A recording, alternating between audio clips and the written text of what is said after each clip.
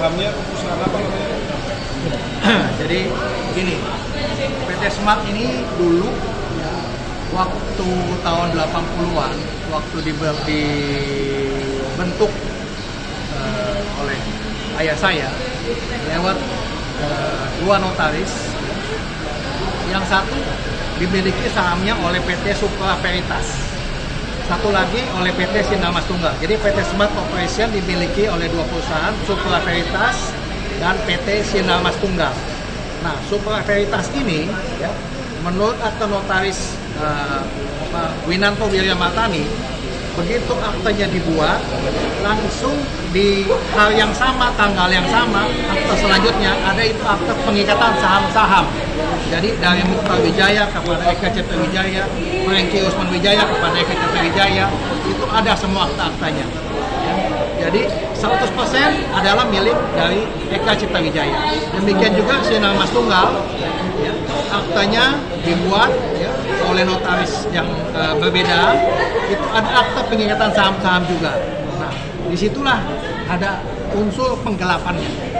Begitu ayah saya meninggal, apalagi ini semua sekarang PT-PT ini, PT Smart Corporation ini sudah dialokasikan ke luar negeri kepemilikannya, tapi pemilikan tetap sama. PT Smart Corporation dimiliki oleh Golden Agri Resources, itu berbasis di British Virgin Island. Golden Agri itu dimiliki oleh Flambeau. Nah, itu disitulah ada delik TPPU-nya, di mana semua harta-harta dari mendiang almarhum ayah saya ini digelapkan. Nah, sebentar saya akan bagikan, kira-kira saya akan bikin ringkasan mengenai yang tadi saya sebutkan supaya nggak rancu nanti waktu pemberitaan. Jangan.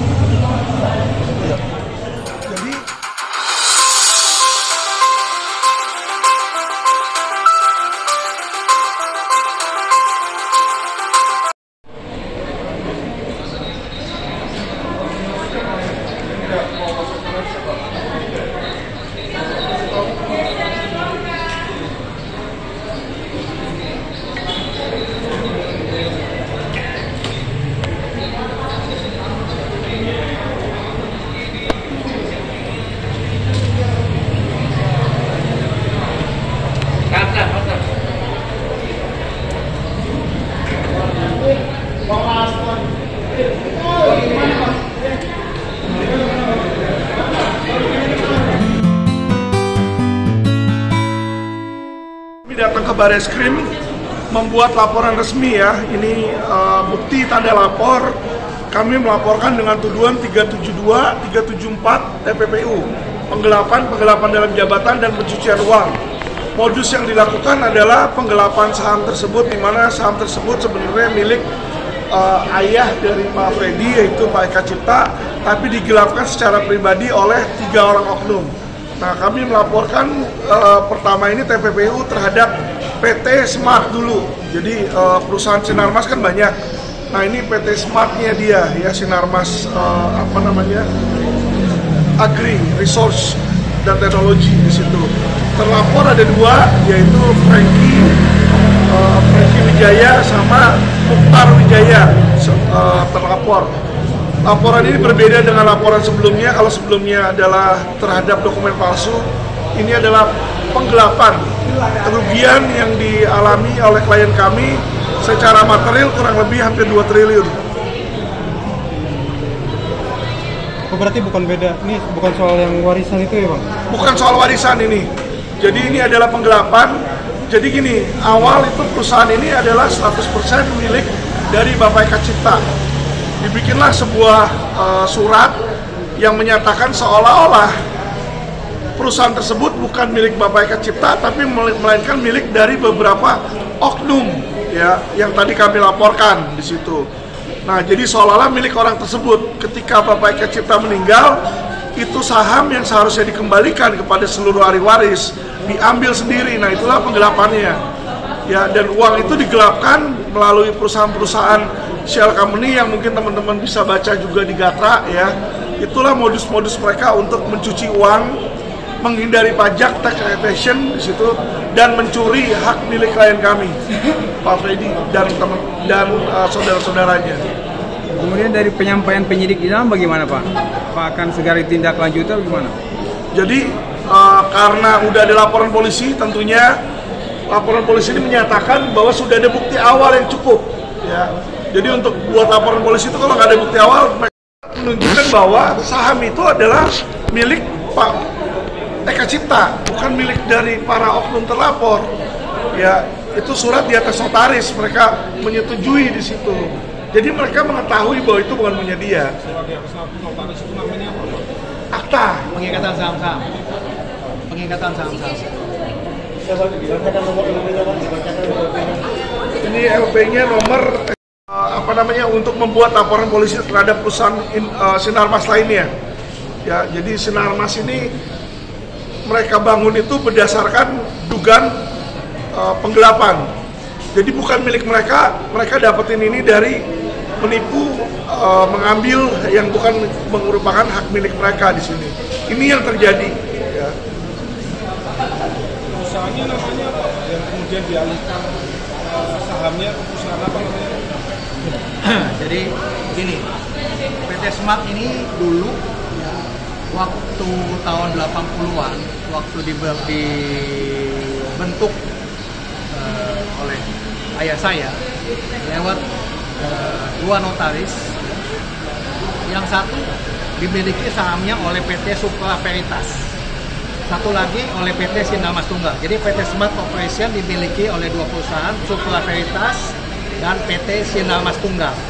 Nah, Supra Veritas ini, ya, menurut akta notaris Winanto Wiryamartani, begitu aktenya dibuat, langsung di hari yang sama, tanggal yang sama, akta selanjutnya ada itu akta pengikatan saham-saham. Jadi dari Mukhtar Wijaya kepada Eka Cipta Wijaya, Franky Usman Wijaya kepada Eka Cipta Wijaya, itu ada semua akta-aktanya. Jadi 100% adalah milik dari Eka Cipta Wijaya. Demikian juga Sinarmas Tunggal, ya, aktanya dibuat, ya, oleh notaris yang berbeda, itu ada akta pengikatan saham-saham juga. Nah, disitulah ada unsur penggelapannya.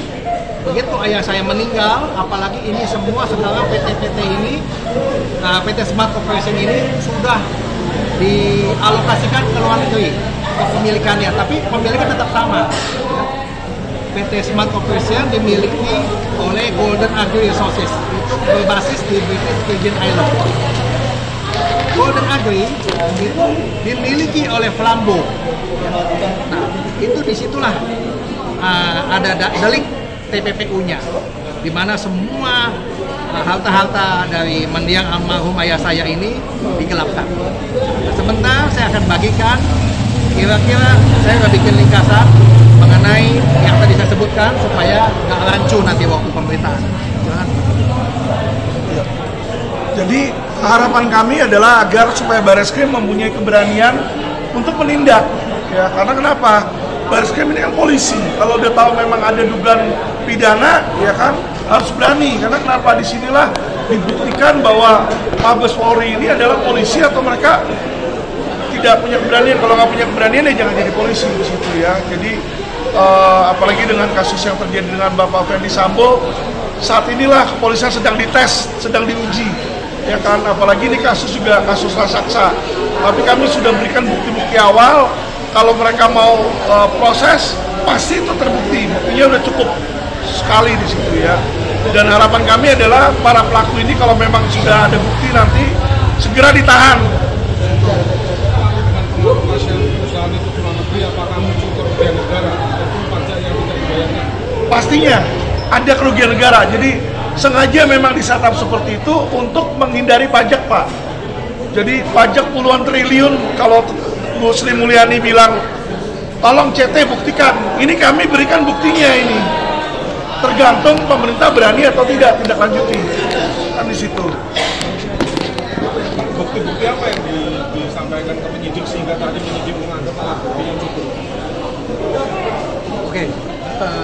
Yang pertama adalah akta-akta notaris yang tadi saya sebutkan, pengikatan saham-saham dari PT Supra Veritas kepada ayah saya, PT Sinar Mas Tunggal kepada ayah saya.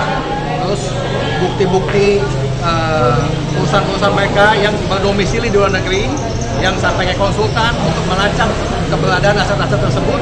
Saya berikan satu buku yang dimana sebagian dari buku itu sudah diterbitkan di majalah Gatra edisi terbaru mengenai perusahaan mereka yang berbasis di Mauritius, Cayman Island, British Virgin Island, Cook Island, dan sebagainya. Itu sudah saya buka melalui majalah Gatra dan mungkin saya bagikan sebagian kepada rekan-rekan di sini. Ada nilainya nggak Pak? Berapa jumlah pajak yang tidak bayarkan ke pemerintah Indonesia? Jadi Pak Alvin sudah sebut itu hanya bayar yang PPh di Indonesia aja. Itu sudah merupakan penghematan. Kalau dibilang istilah negara itu adalah pengemplang gitu. Itu minimum ya, minimum. Dan sudah sekian puluh tahun dijalankan. Nilai total saham ini berapa Pak? Nilai total saham yang sudah digelapkan? Kalau dari Smart aja tuh 40 triliun, Pak. 40 triliun? Iya, kurang lebih. Baru dari Smart ya, belum dari yang lain. Nanti ada menyusul puluhan Jadi, lagi. ya, minggu ini kami laporkan satu perusahaan, kemungkinan 1-2 minggu ke depan kami laporkan perusahaan lain. Jadi semua perusahaan itu akan kami laporkan ke Sinarmas. Biar supaya diselidiki oleh polisi di situ dan ini menjadi pintu gerbang bagi pemerintah untuk mengusut. Apakah juga akan melaporkan ke Dirjen Pajak Pak? Mengingat ada kerugian pajak yang juga. Nanti biar Mabes yang berkoordinasi sih kalau kayak gitu. Karena kan bukti kami udah berikan, tentu saja terbuka bagi Mabes untuk share ke PPATK dan ke aparat lainnya gitu. Karena kalau dari kami nanti dipikirnya ini ada apa ini seperti itu kan. Intinya kita udah kasih tahu nih ada borok di sini, tinggal pemerintah mau benahi atau tidak. Soal selain dari pelaporan dugaan penggelapan ini Pak, apakah upaya dari sebelum tindakan, apakah ada info mungkin pemanggilan dari yang dilaporkan kira-kira gimana Pak? Sudah kami lakukan somasi Pak, somasi 1, somasi 2, jadi selalu yang namanya pidana itu adalah ultimum remedium, jalan terakhir Pak. Kami sudah somasi dulu, yang namanya dugaan penggelapan berarti kan ada sesuatu barang yang di dalam milik kekuasaan orang lain. Nah itu kami sudah somasi, kami bilang ini ada sebagian milik dari klien kami yaitu Pak Fedi Wijaya. Tolong dikembalikan, tapi tidak digubris. Nah disitulah mensreanya. Tapi sejauh ini belum ada pemanggilan yang kami tahu Pak, belum pemanggilan yang dilaporkan untuk pemanggilan. Kalau ini kan baru bikin laporan. Yang sebelumnya juga belum ada.